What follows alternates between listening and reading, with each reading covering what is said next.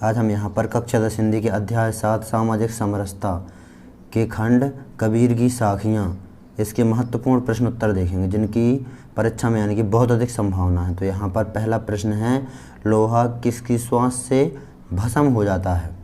लोहा मरी चाम की श्वास से भस्म हो जाता है। ये पहला प्रश्न है। दूसरा प्रश्न देखेंगे हम यहाँ पर। दूसरा प्रश्न देखेंगे, भक्ति किस प्रकार के प्राणियों से नहीं हो सकती? उत्तर है, कामी, क्रोधी और लालची लोगों से भक्ति नहीं हो सकती। तो ये है यहाँ पर दूसरे प्रश्न का उत्तर। तीसरा प्रश्न देखेंगे, गुण लाख रुपयों में कब बिकता है? उत्तर है, जब गुण का ग्राहक मिलता है तब वह लाखों रुपयों में बिकता है।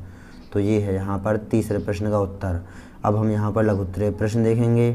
कबीर ईश्वर से क्या मांगते हैं? उत्तर देखेंगे, कबीर ईश्वर से मांगते हैं कि मेरे पास इतना ही रुपया पैसा हो जिससे मेरे परिवार का लालन पालन हो जाए, मैं स्वयं भूखा ना रहूं और साधु पुरुष भी मेरे द्वारे से भूखा ना जाए। हे ईश्वर, इतनी सद्बुद्धि दो कि मेरे द्वार से अतिथि निराश एवं भूखा ना जाए, क्योंकि इस कार्य के लिए कबीर की परोपकार की भावना जुड़ी है। वह अपने लिए कुछ नहीं चाहते। मर जाऊं मांगू नहीं अपने तन के काज, पर स्वार्थ के कारणे मोहि न लागत लाज। तो ये है यहाँ पर पहले लघु उत्तरीय प्रश्न का उत्तर। दूसरा लघु उत्तरीय प्रश्न देखेंगे, कवि के अनुसार किस प्रकार के वृक्ष के नीचे विश्राम करना चाहिए? उत्तर है, कबीर के अनुसार ऐसे वृक्ष के नीचे विश्राम करना चाहिए जो 12 मास फलता हो, शीतल छाया हो तथा पक्षी बसेरा लेते हों। तो ये है यहाँ पर दूसरे प्रश्न का उत्तर। तीसरा प्रश्न देखेंगे यहाँ पर, साधु से किस प्रकार के प्रश्न नहीं करना चाहिए? अथवा में इस प्रकार का प्रश्न भी आपसे पूछा जा सकता है, साधु से क्या नहीं पूछनी चाहिए? तो उत्तर है, साधु से उसकी जाति नहीं पूछना चाहिए। साधु से किस प्रकार के प्रश्न नहीं करना चाहिए? साधु से उसकी जाति नहीं पूछना चाहिए। तो ये यहाँ पर तीसरे प्रश्न का उत्तर हो गया। अब हम यहाँ पर दीर्घोत्तरीय प्रश्न देखेंगे। तो यहाँ पर पहला दीर्घोत्तरीय प्रश्न है, दुर्बल को सताने का क्या दुष्परिणाम होता है?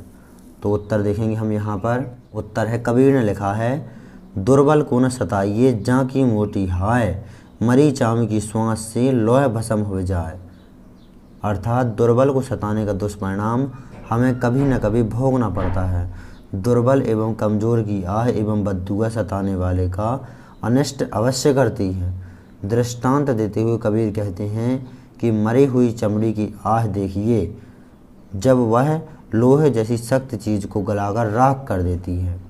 मृत जानवर की खाल से लोहार के भट्टी की धोंकनी बनती है एवं लोहा उसी की हवा से गर्म करके गलाया जाता है।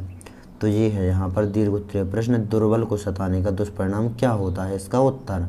तो इस प्रकार आपको अध्याय 7 के महत्वपूर्ण प्रश्न अच्छी तरह से नोट कर लेना है, याद कर लेना है।